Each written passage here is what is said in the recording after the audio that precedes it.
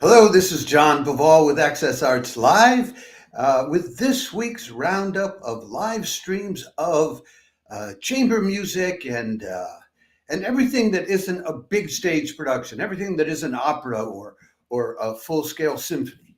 And we have, I think it's an interesting lineup this week. It's not an overwhelming number of pieces, but we have young piano prodigies and master pianists. We've got classic sacred music to the latest compositions drawing on early music or French impressionists to come up with completely new music. We've got Japanese dance spectacle. That's a fairly broad range. And almost all of this, if not all of it, is free of charge. These are like gold nuggets of culture spread out there on the internet landscape for you to pick up. And we provide you the treasure map. So before I go any further, let me remind you, if you're watching this on Facebook, please click the like the video button. If you're watching on YouTube, please subscribe. If you're watching on any of our other platforms, we're happy that so many of you like the videos, but we'd be much happier if you went further and either followed or subscribed to us on X, TikTok, Instagram, Threads, or LinkedIn, and we will continue to provide you with more than 1,000 live links to live performances online all through 2025. We're well on the way already. So now let us start going through this great roundup. First of all, I want to mention a couple of things that are already underway or have already happened. There was a great St. Mary's Perivale live stream as usual today with Misha Kaploukhii on the piano, a young Russian pianist out of the Gnesin College of Music and the Royal College of Music, which is an interesting combination. Anyway, he was playing Schumann's David's Bundler Tense and Desyatnikov's Songs of Bukovina, and then some Liszt. I mean, it was a great concert, and he's just starting out, a real prodigy. But here's the other thing. Right now, it's now 6 o'clock in the evening European time, noon on the East Coast, 9 in the morning on the West Coast. There is Boris Berezovsky is going to be playing two Rachmaninoff concertos, piano concertos today, number 1 and number 3. He's doing that with, it's not the most glorious orchestra. He's doing it with the Ural Youth Symphony Orchestra. And this is on the Moscow Philharmonic. No, it's not. It's coming out of Zaryadye Hall, which has its own YouTube outlet. And and I can't provide you the link right now until I'm done with this live stream. But if you go to Zaryadye Hall on YouTube, you can watch it. The reason I bring it up is because there was a lot of discussion while we were chatting in the chat rooms during the Wigmore Hall International String Competition this weekend, particularly towards the end. It might have been at the finals where people were debating, is there any pianist alive today, thriving, that knows how to play Rachmaninoff's Piano Concerto number 3? So if any of you happen to be watching, or if you know any of those who were in that chat room and were watching, let them know he's playing Rachmaninoff's Piano Concerto number 1 in the first half of the concert. So they have time to catch up with the concert and catch him playing the Piano Concerto number 3 in D minor in the second half of that concert. It's becoming more and more a thing for pianists to play 2 concertos in the same concert. I'm running into it all the time. Now, let's get down to the rest of today's business, now that I've talked about things that aren't business, because that's orchestral, it's not even chamber music, but what have you. And coming next to those now for something entirely different. That's David Leon that you're looking at right there. David Leon plays saxophone and modular synthesizers for you today in a live stream from the always cutting-edge Roulette Intermedium Theater in New York City. That's Tuesday, April 8th at 8 p.m. New York City time. This is music as now as it gets. I call it now music, not new music. It's beyond new. It's happening right now because I'm sure he will be improvising as what he's playing. The work he's playing is a result of what he's developed. He has been he's been doing a residency at Roulette Intermedium Theater in 2024 and 25, and this is sort of like, well, this is what he came up with. So what does he do? Well, he's a saxophonist. He also plays woodwinds. He's a composer, improviser. He's based in Brooklyn, so he's in his hometown. He participates in a number of other ensembles, which I don't really want to go into in detail, but he does. He works with a lot of other people and groups. He describes his approach as "quote unquote" surreal ASMR. And he builds electronic and ambient music around the quieter, the softer tones of the saxophone. So if you like now music, then you will like this. Of course, if you don't, well, then you won't like that. So, but we have plenty of other more traditional things to tell you about, which you will like if you don't like that kind of now stuff. Starting with the next one, which I think is also going to be on, well, that'll be on Wednesday evening. So the David Leon, that's later today, Tuesday, but it's 8 p.m. Eastern Daylight Time, which is 5 o'clock on the West Coast, 2 in the morning here in Europe, and 11 in the morning, Wednesday morning, down under in Australia. Wednesday, April 9th at 6 in the evening, European time, Artbene live streams a Lenten concert from the Catholic Cathedral in Moscow featuring organ, chamber choir, soprano, duo, and violin, with Perivale's Stabat Mater as the centerpiece, but much more. That will be, we also put something out about this in our roundup of organ recitals and concerts, but this is more in the direction, I think, of chamber. So I'm going to talk about it here too. This will be Anastasia Sidyakova. Hold on, let me make sure I got up the right picture for you. Yeah, let me do this in the right order. That's Marina Omelchenko on the organ there, and she's one of the resident organists at the Moscow Cathedral. So this is nothing new. And the duet that's working with her, they have both sung either together or separately at the cathedral. That's they call themselves Melody. It's Svetlana Polyanskaya and Olga Nadezhdina, soprano and contralto. There will also be a violinist, the Catholic Cathedral's chamber choir, Magnificat, and another soprano, Anastasia Sidyakova. So a lot of voices here. And they'll be doing a couple of organ pieces by Johann Eberlin, a toccata and a fugue, both in G minor. Then the violinist will play Bach's Adagio and Finale from the Violin Sonata for Solo Violin by Bach. There'll be a couple of pieces by Frescobaldi. Then they'll go into the 12-part Pergolesi's Stabat Mater, which is, that's the reaction of Mary when she sees her son crucified on the cross. Then Sir Arthur Sullivan's The Long Day closes. Eric Eisenwald's O Salutaris Hostia, yet another version of that. And she'll be finishing up with In Paradisum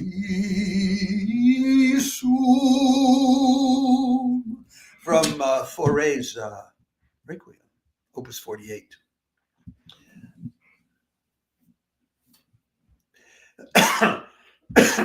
Excuse me. A little bit of a cough hanging on here. What do we have for you next then? After that? Well, then after that, we go way out to Siberia. And I don't have a picture of the performers, but I can tell you about them. Thursday, April 10th at 6 o'clock European time, various wind instrument ensembles from the Tomsk Philharmonic, both woodwinds and brass, treat you to a variety of pieces from Bach to Mozart to Mussorgsky to Piazzolla. That's at 7 o'clock KRAT time, Siberia. 6 in the that's 1 o'clock in the afternoon in Europe. So it's going to be very early, like 7 in the morning on the East Coast and 4 in the morning on the West Coast. You got to be really interested in wind instruments, and that's on the Tomsk Philharmonic website. They included in that is there'll be Bach's Fugue on a theme by Legrenzi, arranged for brass quartet, then some more brass. Mozart Divertimenti in B-flat major. I'm just going to give you a few of them. Piazzolla's Maria from Buenos Aires for a brass septet. Mussorgsky's Pictures at an Exhibition, several selections arranged for a trombone quintet. So it looks like this is all brass. I misspoke when I said woodwinds and brass. It looks like it's all brass. And then some other pieces by Kovac, Hikatik, some Telemann, Fantasy for Oboe Solo number 3, and some pieces by Stamm and Beeftig, whom I do not know. The program notes mention that some archaeologists in Siberia back in the 1970s discovered a flute in a settlement from 34,000 years ago. And then they do all sorts of musing about what that means about how much people needed music. That's not all, though. On Thursday, there is yet more coming to you. If you're interested in this kind of thing, from one of my favorite groups, although I do not have a lot to say about this one, I always recommend their things if you're into early music. Thursday, April 10th at 1:15 New York City time, the ever-expert Midtown Concerts live streams Nuova Pratica, an early music ensemble playing their own newly composed Baroque-style pieces. Whether you like early music or new compositions, you might want to give this a try. The concert is called Back in Style, well, because a year ago they played for Midtown Concerts. Midtown Concerts is put together by the Gotham early music scene, and they know what they're doing. So there'll be keyboards, there'll be violins and violas, there'll be a viola da gamba and a cello and a flute. And what Nuova Pratica does is they immerse themselves in Baroque music, and out of that they come up with new composed music in the Baroque style. So this can be of interest both to those of you who are interested in new compositions and those of you who are interested in early music. And I was just saying the other day, I think it was during the live show on Monday, I was saying, I keep running across these people who are interested in both early music and new compositions, and they're proving me right. Okay, there's more classical music coming, classical chamber music coming this weekend, but we have to move on to Friday to get it for you. And it is this very, very, all dressed in white, very classical looking string quartet.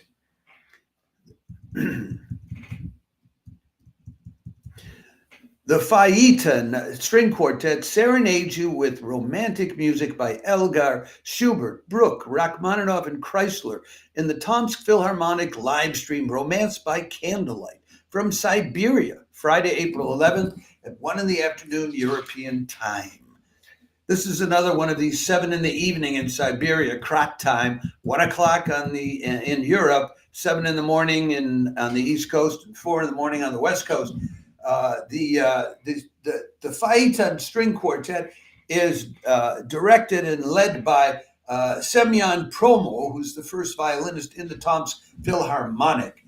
The others are violinist Natalia Lebedenko, and I don't think I have all the names that I should be needing to see. I should be seeing 4 names there. Anyway, and a pianist.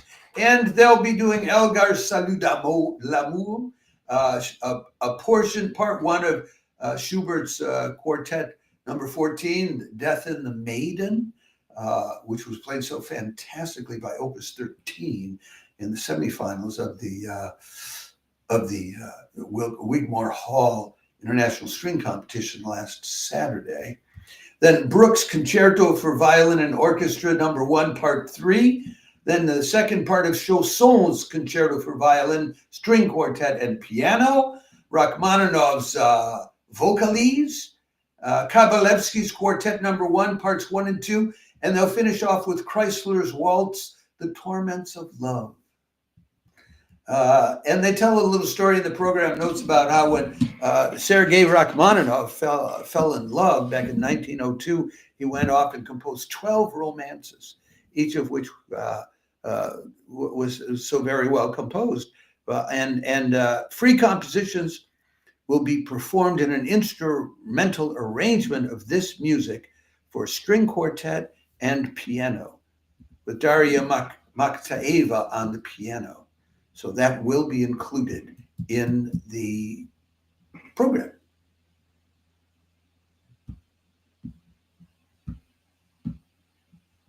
After that, we have something completely different. I mean, about as different as you can get, I would guess. So like I told you in the beginning, that this is an interesting, if you were putting this together as a program for a week, if this were a festival, you know, in effect, every week online, there's a performing arts festival going on, and people don't know it. I mean, I'm immersed in it. It's 35 to 45 pieces per week now. That's how much is going on. Although this week is probably more like 25. But anyway, yeah, those are Japanese dancers there. That's right. Okay, the Kennedy Center Millennium stage live streams the award-winning Tamagawa University Dance and Taiko group from Japan on its annual East Coast tour at 6 p.m. Eastern Daylight Time on Friday, April 11th. This group has been touring. It's not all the same dancers. You know, it's a little bit like Riverside, the Irish dancers. The institution is the group, not necessarily the individuals in any given year. But they've been on tour since 1961, and they've been everywhere. The list of the countries is everywhere. Africa, Canada, Indonesia, Mexico, you name it. But since 2003, they toured the East Coast almost every year. This is their 14th annual East Coast tour to Philadelphia, Washington, D.C., New York, all of that. These cherry blossom festivals are very Japanese. It's a big, I guess, cherry blossoms are very big there. So they're very often appearing for cherry blossom festivals in the springtime in places like New York and Washington, D.C. and Philadelphia, you know.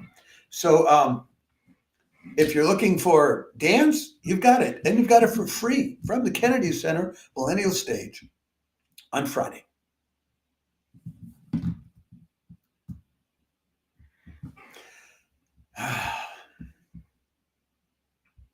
But the week is not done yet. There's still the Saturday and Sunday offerings. Now, on Saturday, there's another of these Artbene live streams from the Catholic Cathedral in Moscow. Saturday, April 12th, Artbene live streams a Lenten concert for organ and 2 operatic sopranos playing and singing from Bach's 2 Passions, Matthew and John, and more, the B minor Mass, at 7 o'clock in the evening, European time. That's they're calling it Bach, the Passion of Christ. And the 2 singers are both from the Novaya Opera in Moscow. It's Anastasia Lepeshinskaya and Olga Ionova.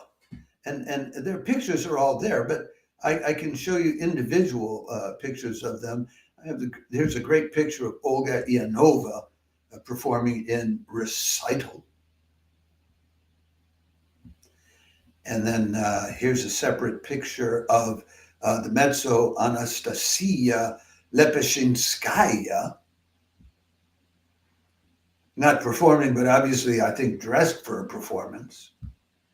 And then here is the organist, who in this case is not the resident organist at the Roman Catholic Cathedral.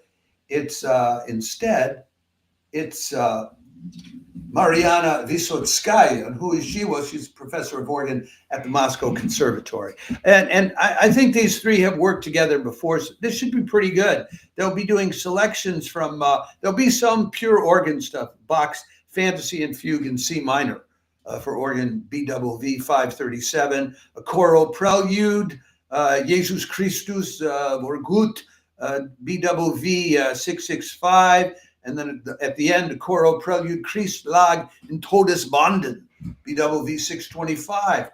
But the soloist will be singing arias from the St. Matthew Passion.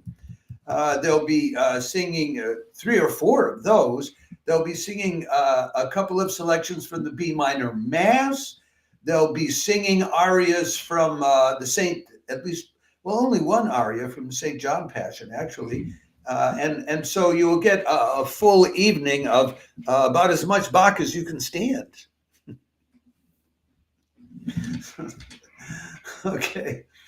Well, we have a little more to go here. And I think we only have like 2. But they're so completely different. Like every time I switch gears here, I'm talking about a completely different kind of music. This is reverso.